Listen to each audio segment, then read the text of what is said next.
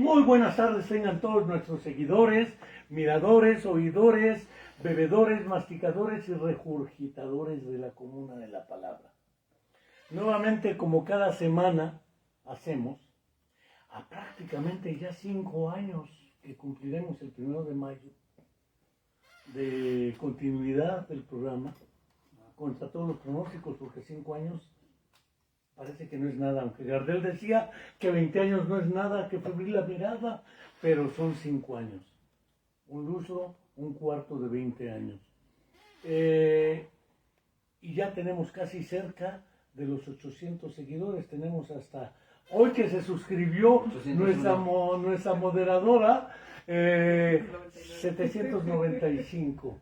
Estamos a prácticamente 5 seguidores más para llegar a 800 en un programa que sin fines de lucro tiene el propósito de debatir, analizar y compartir con quienes quieran y tengan oídos y ojos para ver y escuchar.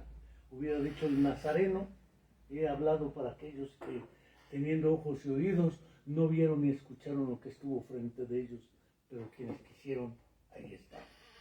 Es sin fines de lucro. No quiero dejar de recordar, como cada semana hacemos, se cumple una semana más. Ya entraremos prácticamente a marzo la próxima semana y no tenemos aún claro qué pasa con los 43 jóvenes desaparecidos de la Escuela Normal Rural Raúl Isidro Burgos de Ayotzinapa, en Tixla de Guerrero. Y no quiero tampoco dejar de enviarle un fraterno saludo a la buena Angélica Rodríguez Monroy, que es una de nuestras seguidoras, pero además la mamá de Viridiana Anaid, alumna de nuestra facultad, que sigue, además de ser mamá, trabajadora, buscadora de sus familiares desaparecidos. Un fraterno saludo a Angélica Rodríguez. No quiero esta ocasión dejar de agradecer al doctor Eliseo Guajardo Ramos, aunque ya se hizo ojo de hormiga el psicólogo Jesús Cruz Suárez. Por allá se ha de ver escondido, donde nadie lo vea ni lo escuche, pero también le agradecemos que haya venido. A nuestra querida maestra Yadira Zaira Baena, Jaime Baena, quien va gentilmente moderar máscara contra cabellera. Si pierde el debate el doctor Eliseo Guajardo, se corta el cabello que le resta y yo me quito la máscara y los anteojos.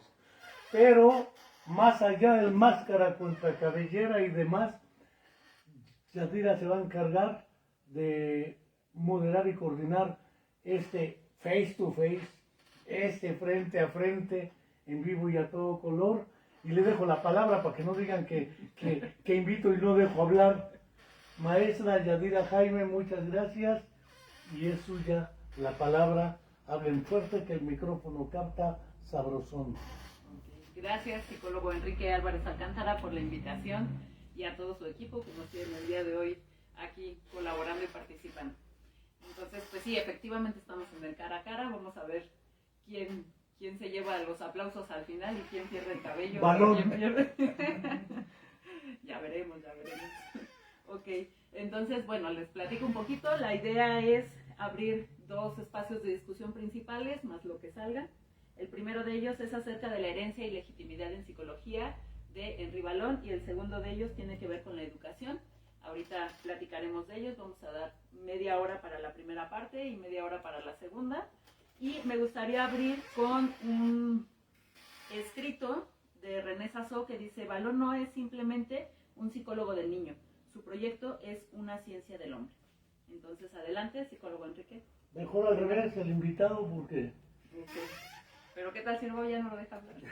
Bueno, ya veremos, dijo un ciego. Está bien, adelante, doctor Eliseo. No, bueno, es que ya son varios programas hablando de Balón y ya se ha comentado que de alguna forma se ha dicho que es un desconocido en su propio país, ¿no? En su propio Francia. Cada vez se cita menos, esto ya lo han comentado. Y René Sassó, que es uno de sus continuadores, porque fue quien se quedó al frente del laboratorio de psicobiología del niño, él dice que él piensa que gran parte de por qué Balón no se cita, aparte de que es más complejo, su lectura es compleja, es una lectura densa, que es más difícil de comprender, de entender. Si ya Piaget es difícil, Balón es un tanto más. Pero dice, aparte de todo eso, dice es que no se tradujo al inglés. Y quiérase que no, el no haber impactado desde la lengua inglesa a los diferentes países, pues perdió cierta influencia. Entonces, René Sassot más bien lo señala en una parte práctica de que pues, nunca fue traducido al inglés, comparado con Piaget, que sí, y otros autores, Vygotsky, Luria, etc. O sea, pero Balón no tuvo esa condición. Él piensa que es por esa razón. Pero bueno, viendo desde otro punto de vista, también es importante señalar que en la época, pues con Balón estamos hablando desde los años veintitantos, 30 hacia adelante, ¿verdad? De tal manera que su influencia era muy fuerte en la parte educativa. Pero en la parte educativa, cuando la pedagogía era considerada la ciencia de la educación, no existían las ciencias de la educación, pero eso vino como en los años 50 con Megaret en mismo Francia, que se empezó a hablar de las ciencias de la educación, en donde pues básicamente era para la intervención de la psicología en educación, entre otras disciplinas científicas, pero se les hacía poco científico señalar la pedagogía como suficiente ciencia para la educación, y se empezó a hablar en plural ciencias de la educación. Y eso fue posterior a la gran influencia que Piaget llega a tener en relación a la educación, pero apoyado en los pedagogos de finales del siglo XIX y principios del siglo XX. O sea que la pedagogía no tiene el problema de la psicología que acababa de nacer en 1879, y la pedagogía pues desde Comenius se consideraba ya como una ciencia. Que si puedes hablar más fuerte, por ahí dicen. Sí. Georgina Ishihara. Sí, la cuestión ahí es que diríamos que no habría que desdeñar tanto a la pedagogía en la parte educativa para darle lugar a la psicología, como si la psicología pudiera ocupar el lugar de la pedagogía. Era diferente, aquí también dijeron, es distinto la psicología escolar a la psicología educativa, también mencionaba René Santoveña y tú en esa parte, y efectivamente es no hablar de esa influencia de la psicología escolar, sino de la psicología educativa, que en todo caso a la psicología que va a hacer influencia Balón y su equipo, pues era a la psicología escolar. De hecho, trabajaron bastante en dos tomos de manuales René Sassot de pruebas que se utilizaban bastante para la parte escolar, los ritmos de Stambach, el esquema corporal, o sea, muchos elementos que vinieron a darle, instrumentar mucho a la psicología en la escuela. Pero hasta los 60 es que se reconoce al psicólogo escolar. René Sassot es de los que más celebra el haber logrado que se reconociera el papel del psicólogo escolar en ese entonces. Pero desde ese punto de vista, pues hay que también advertir que había psicología que la ejercían profesionales y científicos que no eran psicólogos, porque no había la formación del psicólogo todavía. Diríamos, probablemente en Francia sí, un poco antes que en México, pero pues los psicólogos vienen a constituirse como formación profesional hasta bien avanzados los años 60. Entonces todo lo que se hizo antes, pues era como una disciplina auxiliar del trabajo profesional, o de los pedagogos, si se trataba de educación, o de algunos médicos, si se trataba de algún trabajo de orden, diríamos, más fisiológico o neurológico. pero no como una profesión constituida propiamente. Y no es que la psicología haya nacido precisamente con la psicología escolar, pero ese es un reflejo de cómo se venía constituyendo la práctica psicológica y la ciencia de la psicología en este caso. Ahora, por otro lado, tenemos que tener en cuenta que la psicología, cuando nace, pues se puede decir, nace con el laboratorio en Leipzig, ¿verdad?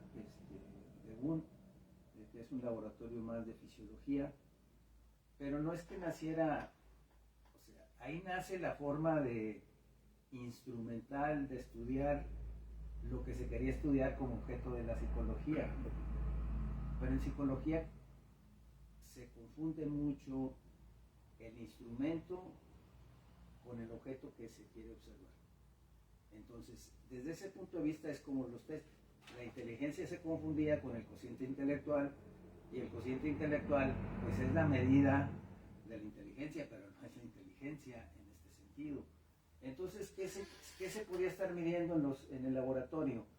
Pues se medían las sensaciones térmicas, las sensaciones táctiles, las sensaciones visuales, auditivas. Todo eso era el proceso de medición, pero eso no era la psicología. Eso era para llegar al objeto de la psicología. ¿Y cuál es el objeto de la psicología que está perdido en la psicología? La conciencia. Ese es el objeto de la psicología. Y pues de la conciencia se quería llegar a ella a través de las sensaciones. O sea, el asociacionismo pretendía que midiendo sensaciones, el conjunto de ellas, en combinaciones las que pudieran hacerse, llegara al objeto de la conciencia. Pero con todo y eso, o sea, el propio Wundt, con toda la objetividad que pudiera tener su laboratorio, no era en sí el estudio de las sensaciones, y era a través de las sensaciones que se pudiera conocer el objeto de la psicología, que es la conciencia. Y Vallon se introduce a la conciencia.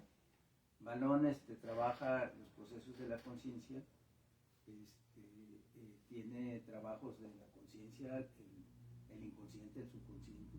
O sea, entra en ese terreno digamos, al terreno mismo del objeto de la psicología, y no se pierde en la forma en que se va a estudiar la psicología. Luego vinieron los de la Gestalt, diciendo que no son las sensaciones sueltas, sino que ciertas estructuras del estímulo los que producen la imagen que es base de la conciencia. Y entonces, pues, mucho que tiene que ver la psicología con el aspecto del proceso de la imagen. Y los que llegan y también confunden es, por ejemplo, el conductismo. Dicen, no, el objeto no es la conciencia, es la conducta. Pero es que la conducta puede ser el vehículo para estudiar la conciencia, pero entonces se quedan como en el instrumento de observación, donde ahí se queda la psicología. Entonces creo que Vallon nos centra bien en la parte del objeto de la psicología como es esta parte de la conciencia, que si nos lo reflejamos al momento actual, pues también está perdido el objeto de la psicología, porque no se habla de la conciencia en ningún sentido.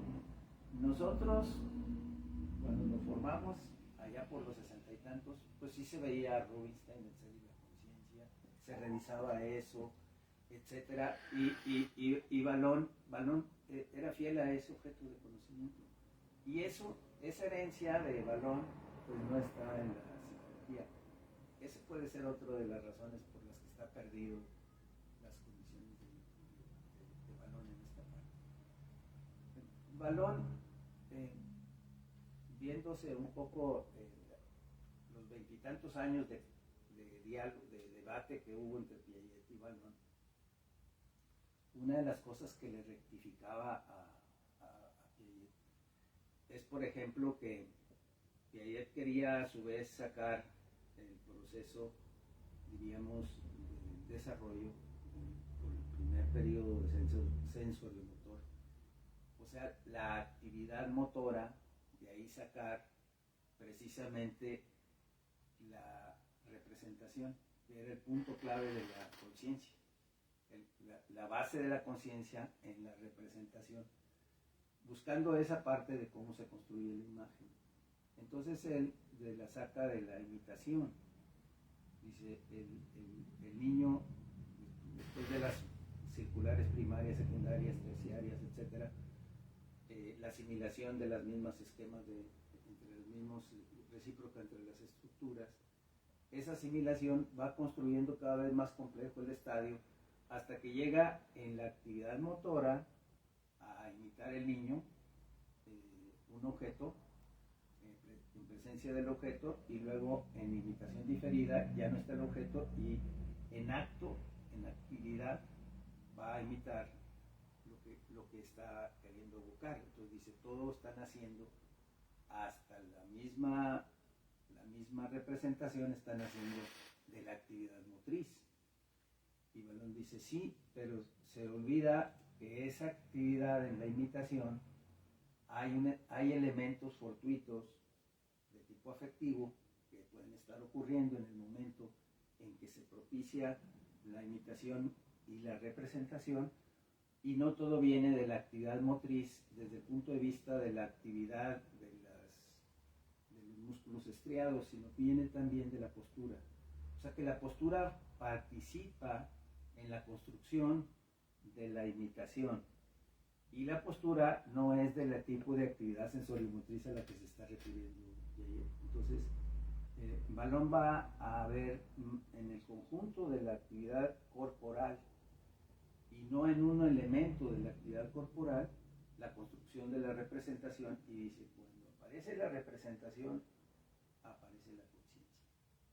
Por eso, desde el punto de vista del desarrollo, desde el punto de vista humano, primero es el ser y luego la conciencia, en el sentido de que esa construcción previo a la imitación es una actividad inteligente del niño desde el punto de vista de la efectividad del movimiento. Y entonces es la efectividad del movimiento y la conciencia de ese movimiento, que esa conciencia se refleja también en la sensación, el sentimiento que se tiene cuando se tiene la actividad. Entonces está fuera, en el caso de Piaget, tanto el sentimiento, la parte afectiva, como toda la otra parte corporal de la actividad motora. Entonces, esa construcción de la conciencia es la que le va a dar seguimiento Balón, y es la que nos deja en su obra, una obra muy densa pero muy completa con relación a este proceso de la construcción de la conciencia como parte fundamental de la psicología. Viendo que la psicología no es como otras disciplinas puramente objetiva, en la pura objetividad pierdes la subjetividad. Entonces está en el límite entre subjetividad y objetividad, porque también se plantea el problema biológico de la conciencia, porque toda condición de la conciencia tiene que tener una condición material, y esa condición material tienes que siempre estar en la búsqueda de ello, pero la condición material no es la conciencia tampoco. Entonces esa forma de trabajo, de que todo trabajo está acompañado de una parte afectiva, eso lo tiene muy presente en Balón, y esto lo hemos perdido porque por seguir un proceso de construcción de la efectividad del proceso evolutivo, y se pierde la parte afectiva, o se va a la parte afectiva y se pierde la otra parte de construcción, y eso está ahí, diríamos, limitado. Y la otra es que la parte que cuando Balón habla de la parte biológica o la parte corporal, habla de toda la condición corporal. Esto es, se va a referir a la parte fisiológica, a la parte motora, a la parte completa de la actividad corporal, que es la base material de la conciencia, y no en una parte de esa actividad corporal. Entonces no se va a referir solo a la corteza, al cerebro, sino a toda la actividad del cuerpo. Entonces, esa parte yo creo que también es muy importante que se tenga en cuenta como parte de la herencia que tiene Valón sobre la psicología. Pero es una herencia que se ha perdido, porque ya no se revisa de esa forma, y entonces hay muchas técnicas de estudio, y a cada una le decimos psicología de esto, psicología de aquello, y sin el objeto principal de la psicología, que es la conciencia. Nos parecería como muy filosófico decir como que esa es la conciencia, pues parece ahorita como un objeto muy, muy filosófico, pero precisamente de ahí salió la psicología, como todas las ciencias de la filosofía, y esa explicación de la conciencia tendría que ser científica, y esa lo tiene, el papel lo tiene la psicología, y eso es lo que está perdido en esta parte. Yo creo que es de los que más se aproximaron al estudio auténticamente de la psicología. Gracias. Sí. Psicólogo Enrique. Pues no sé qué vamos a debatir, porque como debate esto se va a poner más concordante que discordante. Indudablemente Henri Valón es el más desconocido de los desconocidos dentro y fuera de Francia. Dentro y fuera de la lengua francesa, que no necesariamente es Francia. Puede ser Suiza, puede ser una parte de Italia, puede ser de Bélgica, puede ser Canadá, Montreal, etc. Suiza, sí. Y tengo la impresión de que René Sassou también lo hace muy explícito. El problema de Valón es también que su postura es política, no solo académico-científica. Es decir, Francia viviendo el periodo entre guerras, ambos periodos. Tengamos presente que Henri Valón nace en 1879, cuando Wilhelm Wundt funda su primer laboratorio de psicología experimental. Y con Wundt dicen quienes creyeron que nace la psicología científica por lo experimental, se olvidaron que Wundt propone como objeto de estudio la conciencia. Y eso es lo que no dicen quienes ensalzan el laboratorio. Desde Wundt está claro el planteamiento al respecto, pero hay otro problema, creo yo.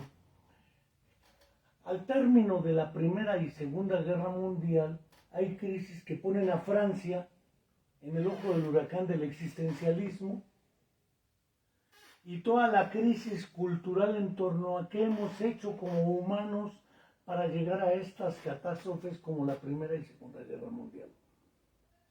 Y un problema que se plantea también para Rusia con el triunfo de la Revolución de 1917 es cómo ir contribuyendo a la formación de un hombre distinto, un ser humano humanizado, con otros valores distintos a los que se tienen ahora. Y yo no veo otro recurso o instrumento que no sea la educación. Es decir, la educación no nace de un interés intelectual o pedagógico, nace de un problema práctico, la formación de los seres humanos con otro conjunto de valores y principios. Eso pone a la psicología en Rusia, por ejemplo, en la sur, casi toda la psicología de esa época está orientada a dos ejes de análisis: la educación y el desarrollo de la infancia para la formación del hombre nuevo, ¿sí?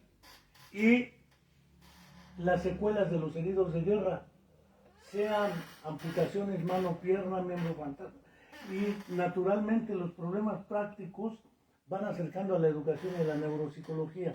Dejo ahorita por fuera la neuropsicología, pero indudablemente son problemas prácticos de la vida misma, la guerra, las guerras y lo que es la formación de un ser humano con otros valores. Henri Valón para 1925, Piaget para 1925 tiene 29 años. Para 1925 Vygotsky tiene 29 años, mientras Valón tiene prácticamente 50 años. Es decir, Henri Valón, aún viviendo 83 años porque muere en el 62, antes fue atropellado y eso le dificultó cosas, prácticamente Henri Valón está activo del 25 al 50. Después vienen otras circunstancias, y entre el 25 y el 50 tengamos que del 39 al 45 está la Segunda Guerra Mundial y del 14 al 17 la Primera Guerra Mundial, y en las dos guerras Francia fue intervenida e invadida. no suiza.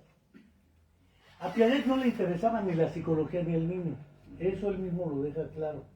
Lo que le interesa es un problema de orden epistemológico, cómo se pasa de un nivel de conocimiento X a un nivel de conocimiento superior. Y en ese sentido la psicología es una herramienta para él, no es un fin.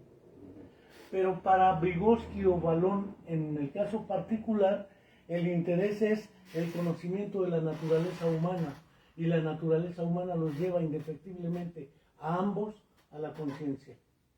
Cuando Vygotsky presenta su conferencia en el 24, en el segundo Congreso Pan-Ruso de Psiconeurología, un enero de 1924, la conferencia se llamó La conciencia como objeto de estudio de la psicología. ¿Sí? Y en el sentido de que la conciencia es el objeto de la psicología y no el reflejo.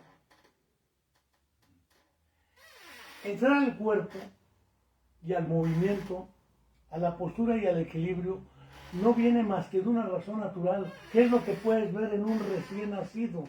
Movimientos y dos clases de movimientos. Los reflejos, que son las evaluaciones desde Santander hasta todas las evaluaciones tipo Apgar, Silverman. ¿Qué reflejos trae el niño para ver su maduración neurológica? Y dos, lo que Preyer llamó los movimientos impulsivos, ese conjunto de movimientos que no obedecen a los estímulos del exterior, sino que son expresión de las descargas tónico-posturales de la maduración neurológica. Pero es curioso que Vallon observa otro tipo de movimiento, el movimiento pasivo. Es decir, el niño no se mueve por sí mismo, lo mueven. La mamá lo carga, lo desplaza, lo cambia, lo baña, etc. Es decir, hablar del cuerpo y el movimiento en el bebé es hablar de una presencia inevitable del otro. Y eso lo trabajará en el papel del otro en la conciencia de yo, a diferencia de Piaget y de Freud, que mandan esa idea de la socialización partiendo del egocentrismo cognitivo o del narcisismo primario. En el caso de Freud, en Vallon es exactamente al revés. Al niño lo cargan. Al cargarlo implica la relación con el otro.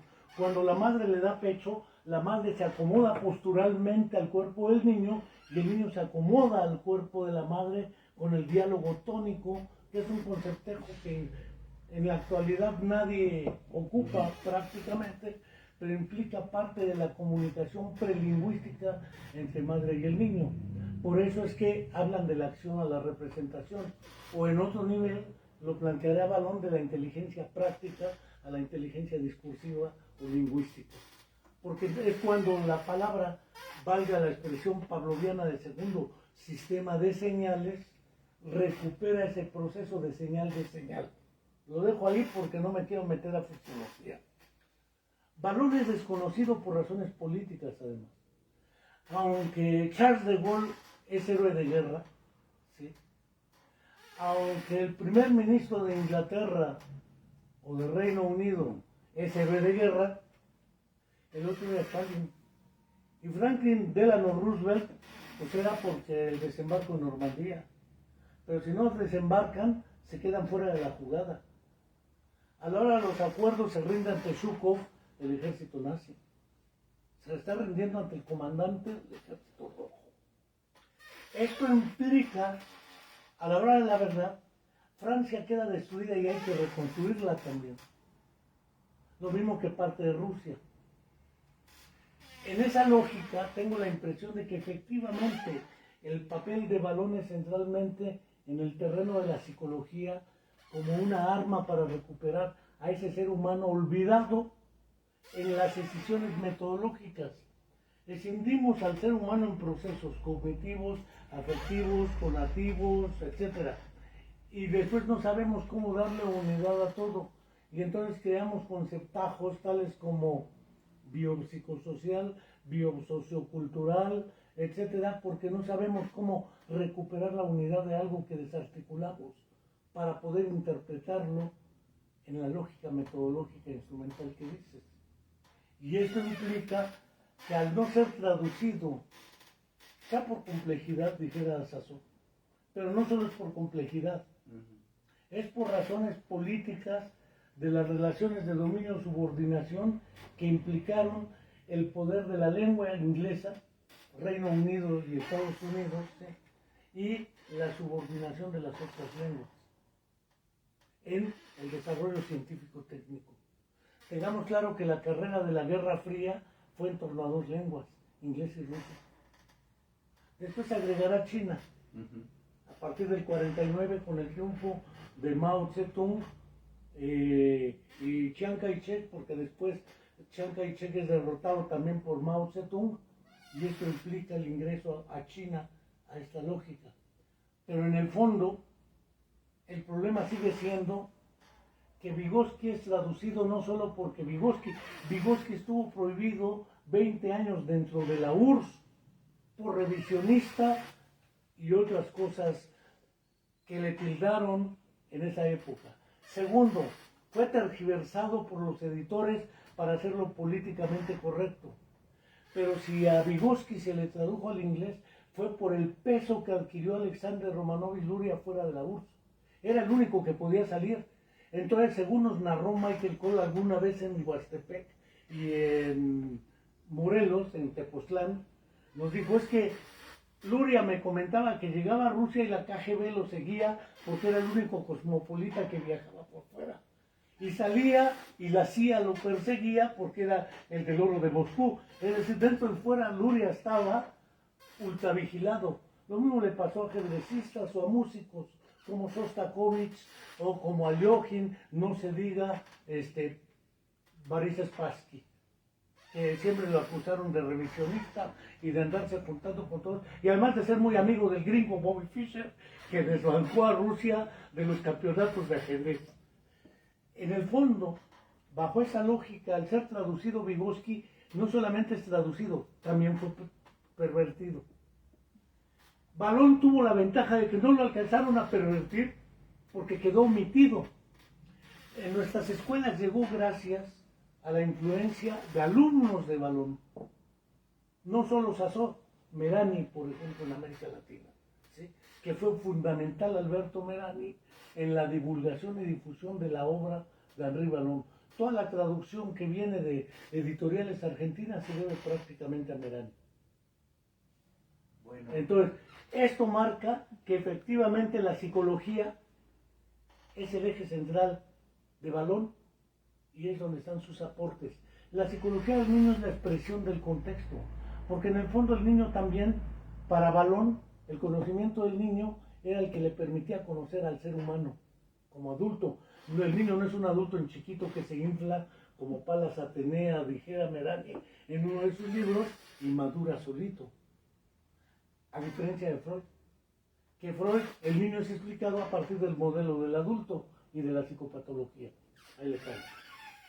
Sí, bueno, aquí, pues siempre para complementar, sí, la época del siglo XX es una época de la psicología infantil, porque se desarrolla la psicología infantil durante principios de siglo hasta acá.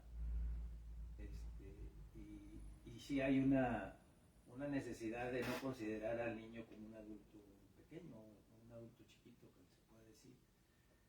Pero eso viene mucho también por la prohibición del trabajo infantil que se tenía en la Revolución Industrial, que las mujeres y los niños pues era más económico emplearlos que a los varones, ¿no? En todo caso, sí hubo un movimiento del sindicalismo, ¿verdad? La parte socialista y la parte del sindicalismo, en donde se prohíbe el trabajo infantil, o el requisito para trabajar es que tener tantas horas de haber ido con un profesor a aprender.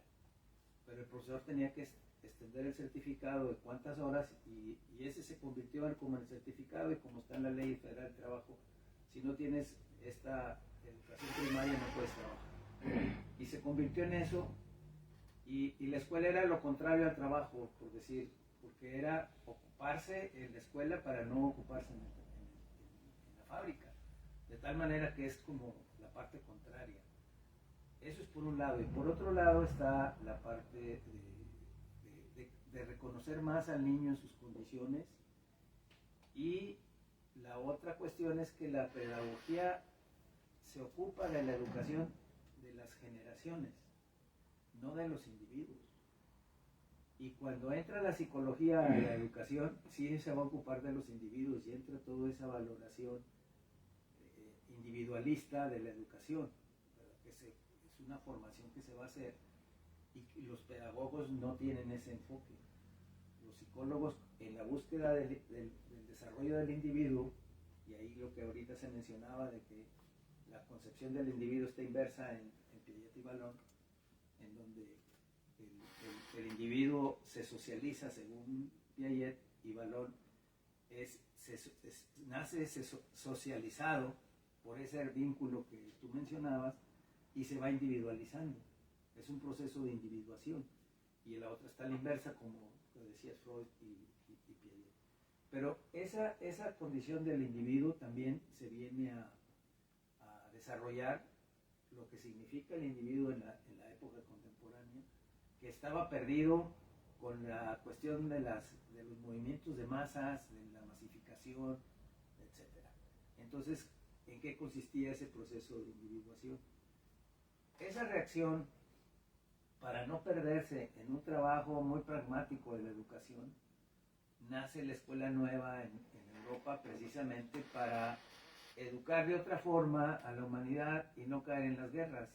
Ese era el propósito de Educación para la Paz. Y ahí participa Vallon, participa Piaget. Todos los psicólogos de la época participan en ese proceso, que finalmente pues no sabemos dónde ha quedado esa condición, pero esa condición que nace la escuela nueva y luego nacen las ciencias de la educación y se psicologiza la educación y se pierde la parte pedagógica de la visión de conjunto de la educación de generaciones.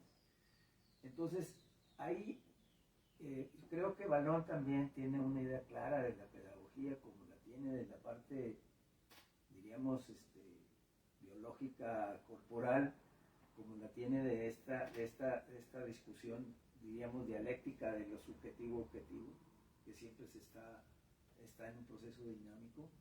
Entonces, esa parte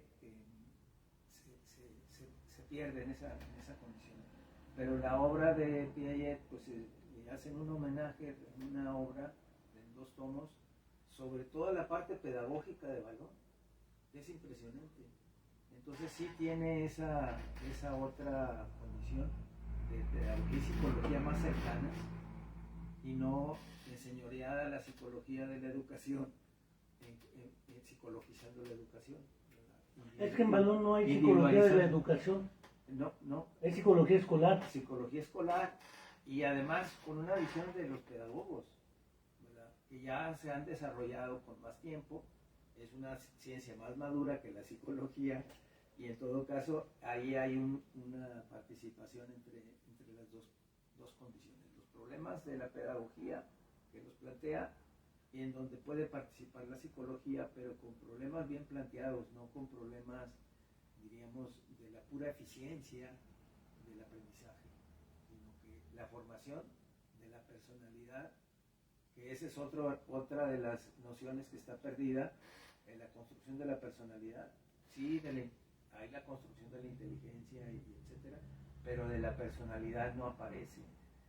Y aún así, Vallon no se queda en la personalidad, se queda, insisto, siempre en procesos de la conciencia, cómo se va construyendo la concienciación en la especie humana, porque es la única que tiene conciencia de todas las especies, aunque tenga en común muchas cosas desde el punto de vista biológico con las demás especies, pero eso no lo tiene.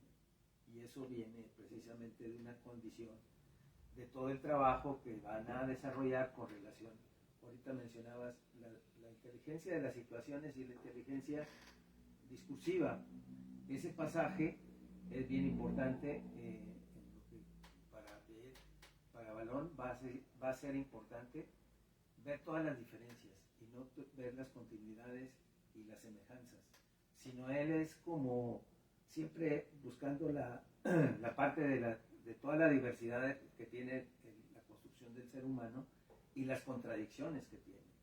Eso es la parte que es difícil de Vallon, de que siempre está apuntando a contradicciones, a discontinuidades, a diversidades, a una riqueza enorme, y entonces nunca parece que hay una especie de síntesis, y eso pues molesta en cierta manera al intelecto, que quiere simplificar, quiere generalizar, quiere sacar rápidamente algunas conclusiones, y a él no le interesa sacar conclusiones apresuradas, sino más bien ver toda la riqueza de lo que significa pues el desarrollo de ese ser humano que está perdido, ¿verdad?, de donde se proviene del siglo XIX, y luego por toda la parte de la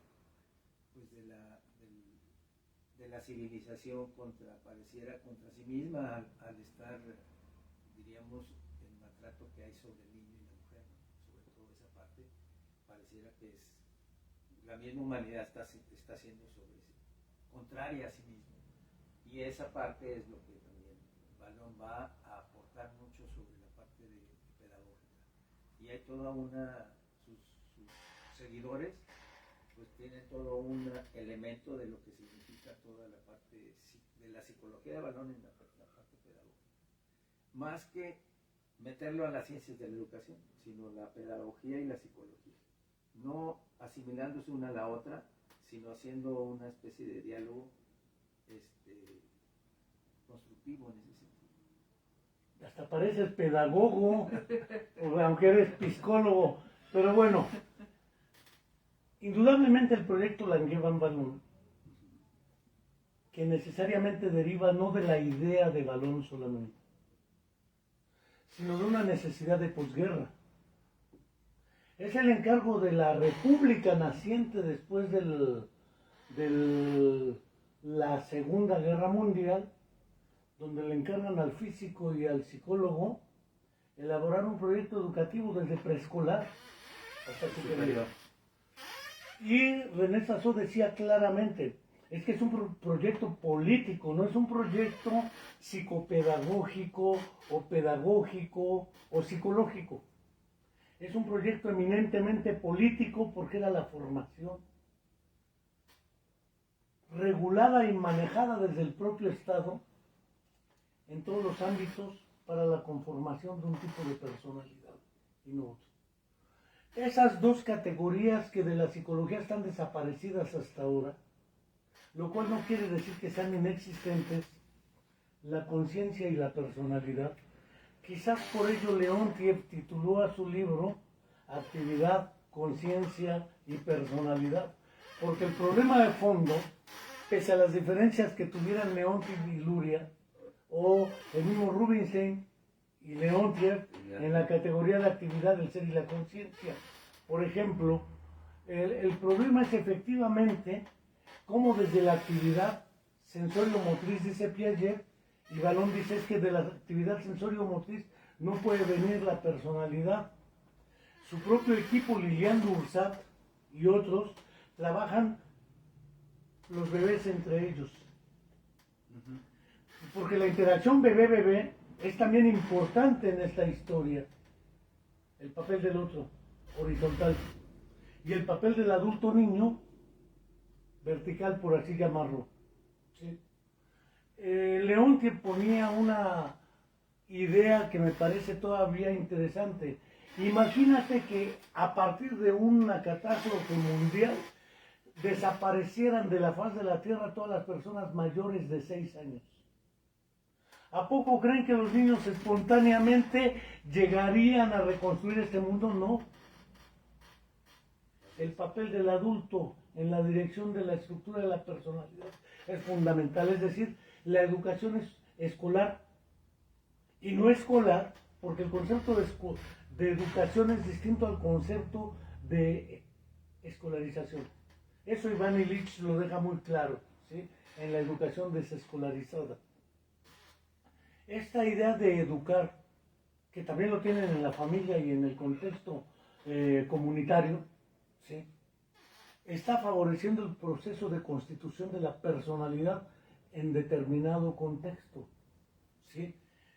Pero en los bebés y las cosas, además adiciona otra cuestión que Piaget no tomó en cuenta, por ejemplo, en el nacimiento de la inteligencia en el niño, donde trata las nociones de objeto, espacio, tiempo y causalidad, ¿sí?, en el periodo sensorio-motriz. Tengamos claro que para Balón y su equipo de trabajo, las cosas no son objetos físicos, son objetos histórico-culturales, construidos social y culturalmente. La silla no es un objeto cultural que tiene una función. El teléfono, todo lo que existe y con lo que interactúa un bebé es una construcción histórico-cultural que aparece en cierta época histórica y no en otra. Entre ellas las herramientas culturales, la escritura. Hubo una época en la cual no existía escritura. Luego entonces hubo una época en que no había libros. Hubo una época en la cual no había enseñanza de la escritura. Ese tipo de fenómenos histórico-culturales es la interacción del bebé con la cultura a través de los objetos y a través de los otros, sea los bebés entre ellos o el papel del otro en la conciencia del yo. Esta idea cambia el concepto de acción al concepto de conducta observable, medible y cuantificable. Porque la conducta observable puede ser en tiempos de reacción. ¿Cuánto se tarda en responder la persona? Se va haciendo más viejito, se va tardando más en responder. Se va demenciando, ya no. Es decir, parece ser que la respuesta es una herramienta para observar e inferir algo distinto a la conducta. Cosa que el conductismo no ha querido reconocer. Y entonces se escudan en el conceptejo de la ciencia lo dice. La ciencia no dice ni madre.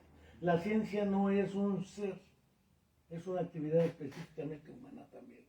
Y en ese sentido, creo que hablar del proyecto educativo en Balón es eminentemente un proyecto político. Y por eso el proyecto educativo Langeva en Balón, en el periodo de Charles de Gaulle, no podía prosperar por muy triunfante que fuera Francia y existiera la Cuarta República. Por otra parte, pues el Partido Comunista Francés perdió cuando llega de Gaulle, pierde toda su condición de poder estar en el Estado. Y pues Balón fue ministro de Educación con ese programa. Y duró muy poco tiempo, ¿verdad?, como ministro de Educación. Pero menos de un año. Sí, entonces, ahora dentro del planteamiento que ahí se hace, es decir, ¿cómo es posible que los hijos de los trabajadores, de los obreros, puedan estudiar hasta la educación superior? Porque tienen que trabajar, porque no pueden dejar de trabajar para ponerse a estudiar. Pero desde la Revolución Francesa es cuando aparece la educación pública. Sí. Antes no, o la escolarización. Pero la educación pública, que es obligatoria, es en la parte básica. Pero él dice, bueno, ¿por qué no estudian? ¿Por qué no estudian los hijos de los trabajadores, los obreros? Porque tienen que trabajar. Entonces dice, bueno, que se vengan a estudiar y el salario que debiera pagárseles por trabajar, es un trabajo también. Esa es la crítica que hacías. Sí. No es beca salario como proponía Grácula aquí en Morelos y otra serie de personeros. No, es que para que sea igualitario, para que sea equitativo, tiene que ser salario. Tiene que ser que se le pague un salario por estudiar, en términos de que si no tiene un salario, no, entonces se tiene que salir de la universidad. Entonces por eso es definir o que debe tener el programa un salario para los hijos de los trabajadores, y eso pues era muy difícil. Y para las mamás que cuidan a sus hijos con deficiencias desde el nacimiento. La mamá de un muchacho con síndrome de Down, con parálisis cerebral, recibe su salario porque su trabajo es contribuir a la rehabilitación y educación escolar de ese menor. Entonces, ese programa no le va a resistir una burguesía que era la que representaba Charles de Gaulle. Imposible, y menos en una burguesía en recuperación. Entonces, pues definitivamente ese programa era demasiado revolucionario, aunque Piaget, en Hacia dónde va la educación, plantea que la escuela debe de pasar por todos los gastos de los alumnos, gastos de libros, materiales, consumos, uniformes, transporte escolar, todo eso que lo escribió para cuando se lo pide la UNESCO. Torres Bodet, que era el secretario de la UNESCO. Sí, Jaime, Se que le fue pide secretario de Educación en México. 2 veces. Le pide eso y eso apunta en hacia dónde va la educación, de que pase por todos los gastos. Pero es que es curioso, si Pero- tú ves la educación en México, los libros de texto gratuito, yo lo recuerdo, eran una maravilla, Pues sí. pese a todas las barbaridades que podamos decir, eran una maravilla. Es que esas ideas, las que están en Europa, pues se las trae Jaime Torres Bodet. Mete los libros de texto gratuito, mete el plan de 11 años, mete los desayunos escolares. Bueno, pero, y él habla hasta de transporte, pero el que se fue de a tiro a la cocina es Balón, donde dice, no, además un salario, superior. porque es un trabajo. Entonces, pues esa parte, pues sí es un enfoque político, obviamente. Es un proyecto político, académico y no educativo. Está viendo por lo que significa el estudio para los hijos de los trabajadores. Pues siempre fue militante del Partido Comunista, ¿no? No, siempre él se afilia al Partido Comunista Francés después que los nazis fusilan al físico también Solomon. Okay. Y es después del fusilamiento, porque además en Europa sí se dio. Muchos de los grandes intelectuales se afiliaron al Partido Comunista no porque fueran comunistas, porque ellos capitalizaron la resistencia en Europa Pues era al de la fascismo. resistencia francesa. Pero curiosamente Balón sí era comunista, además.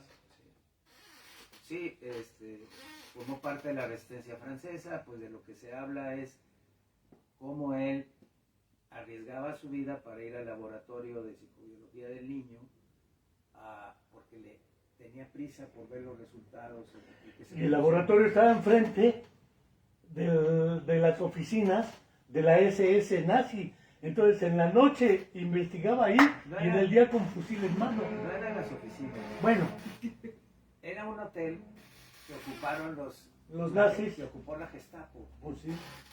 A mí me tocó conocer ese lugar, porque de acuerdo al prólogo de Caparrós del acto del pensamiento de Balón, ahí viene diciendo de que por la calle Gay Lussac estaba el laboratorio de psicobiología del niño y que contra esquina estaba el hotel donde estaba la Gestapo Sí. y que ahí iba Balón. Entonces cuando fui a París la primera ocasión, busqué la calle Gay Lussac, me puse a caminar intuitivamente hacia donde podía estar, y me lo tengo que encontrar en el laboratorio, sin que yo preguntara dónde está, simplemente caminando. Y cuando sentí que estaba un hotel que podía imaginarme, si quieres, peliculescamente, que podía ser ese, veo el hotel, dije, este puede ser.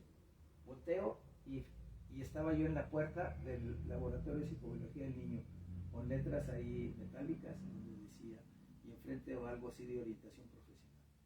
Entonces dije, este es el laboratorio de Balón, que venía y arriesgaba la vida en este caso. No, pero además tú tuviste suerte, porque cuando estuve en Buenos Aires, yo busqué en la calle de Corrientes el 348, segundo piso, ascensor, y no existe. Esa era una carteliana, porque Corrientes 348 no existía. Según me explicaron, pero yo buscaba el 348 y el segundo piso ascensor. Pero acá sí, es real. Balón en la noche investigaba y en el día con fusil en mano combatía. En Buenos Aires, yo lo que hice algo parecido, pero buscar la librería Gandhi de Buenos Aires. Ah, pero Que es la anterior a la Gandhi de sí, nosotros. claro, y la de Montevideo también. Entonces, también es muy emocionante encontrarte lo que inspiró a las librerías Gandhi, por ejemplo. En este Sí, caso, Mauricio Achar. con esa idea de que está la librería, está la cafetería, ¿no? Esa combinación, excelente. Pues regresando a Balón, porque de todas maneras, una de tus críticas que hiciste ácidas fue que efectivamente no era beca, salario, era salario. Salario. Punto. 2, concordábamos en que efectivamente era un acto eminentemente político, Sí. no solo educativo en sentido pedagógico o académico. Pero había una tercera crítica más ácida, porque primero dabas la bofetada y después sobabas. Antes de la sobada dijiste, pero me parece muy poca cosa que arriba no le des el peso en la neuropsicología, porque eso es poca cosa para el aporte en la psicología. Indudablemente nunca dijimos que su papel fuera muy relevante en la psicología. Fue relevante en la neuropsicología y no negamos que su aporte es en la psicología. Eso queda claro. Ya comentábamos en el caso de Julián da Julia Guerra que efectivamente él mismo lo dice. Mis maestros fueron y por desgracia nunca estuve sentado frente a balón, pero toda mi obra se debe a balón. El paso del reflejo a lo que Balón llamó el estadio proyectivo, es decir, estadio que Piaget no tiene. Ese estadio donde el niño camina derechito hacia la puerta porque tiene la intención de abrirla. Esa actitud intencional Piaget tampoco la reconoce, vamos, porque no le interesa. El problema de Piaget creo que fue por demarcación y más que por omisión. Él dijo, esto no me interesa y va para afuera. Eso mismo le dice a Bringuier. Yo demarqué. Sí, pero usted creó una psicología. Sí, porque la psicología que existía en mi época no servía para maldita la cosa. Yo tenía que hacer una psicología. Pero si usted quiere saber psicología del niño, busque a Balón. Sin más, porque se echaron del 25 al 50 entre los dos a prologazos, pegándose de ramalazos. ¿Sí? Y ayer publicaba un libro. Y en el siguiente libro Balón le contestaba en el prólogo. Y ayer le contestaba en el siguiente libro en el prólogo. Así fuera nuestra vida, a prologazos. Sí, pero fueron 25 años de ese. de prologazos. Solamente el profesor Manuel Francisco Aguilar García tuvo el tino de realizar un seminario en la de Genam y en la UPN Nacional. De puro prólogo. Hablando de Manuel Aguilar, padre. Sí. Fíjate que los profesores sabían más de Balón que los psicólogos que todavía no existían en México. Yo me tocó visitar varias bibliotecas en Monterrey de profesores. El profesor Colunga, que es algo así como decir Lupita Nieto. Como decir Aguilera Dorantes acá a nivel nacional, ¿no? Y yo veía su biblioteca y tenía la obra de Balón. Los profesores. Manuel Aguilar es profesor de Banquillo. Por eso creo yo que se salvó de no ser psicólogo y por eso Qué sabía bueno. de Balón, porque era profesor. O sea que se sabía más los profesores de Balón que los psicólogos. Sí, pero los psicólogos sabíamos por razones políticas e ideológicas, era una actitud política, no académica. Buscábamos alternativas a lo que considerábamos que no servía, entre ellos los miércoles pavlovianos en Monterrey y etcétera. Sí. Pero efectivamente, o sea que también rastreando a Balón, hay que rastrearlo desde los profesores en las normales. Que también hay que ver que las normales a las que nos referimos, en el caso de la Ciudad de México, la UNAM estaba enfrente de la normal, en el Puente de Alvarado, antes de que estuviera en la ciudad universitaria. Y los profesores se cruzaban, Herrera y Montes y todos esos que daban estadística y cosas así. En una y otra escuela. O sea, daban clase... Pero en filosofía no se hablaba de Balón, No. ni en psicología. Y sí, en las normales. Ahora, es curioso, pero por ejemplo, si tú revisas la visita que hizo Pierre Janet a México, Sí. lo hizo en la Facultad de Filosofía. Bueno, porque lo invitó a la universidad. Claro, y a él se debe la noción de estadio, por ejemplo, de donde abreva Balón y Piaget. No, pero en realidad se debe, según mi humilde opinión, contraviniendo lo que dices, Ahora sí. a James Baldwin, que vino a México, estadounidense, y del cual bebió nociones como asimilación, acomodación, equilibración de Piaget. Él cita a James Baldwin. Bueno, sí, porque Baldwin influye en Claparet, que influye a su vez en Piaget. Ah, ahí que influye en Pierón y el Pero Pierre Janet influye en Balón. Sí, no se diga. Y también este psicólogo estadounidense, Baldwin. Pues pero menos, pero menos. Podemos decir. Sí. Ahora, Estamos convencidos. pero el problema es en el fondo, cómo desde los orígenes del carácter en el niño, Balón ya está hablando de la evolución histórico y filogenética del desarrollo de las zonas corticales para el uso de la lengua o la representación Sí, lingüística. Y fuera de la corteza cerebral, porque Balón lo dice explícitamente, también sin corteza cerebral no hay ser humano. El problema es que no preexiste la corteza cerebral humana al ser humano. El ser humano se hace al ir haciéndose con corteza, con lenguaje, con relaciones, etc.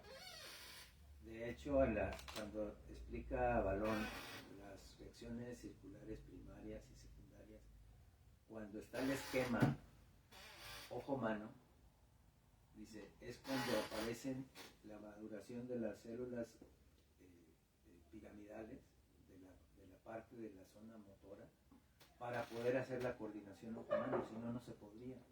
Pero esa parte no le interesa a Piaget.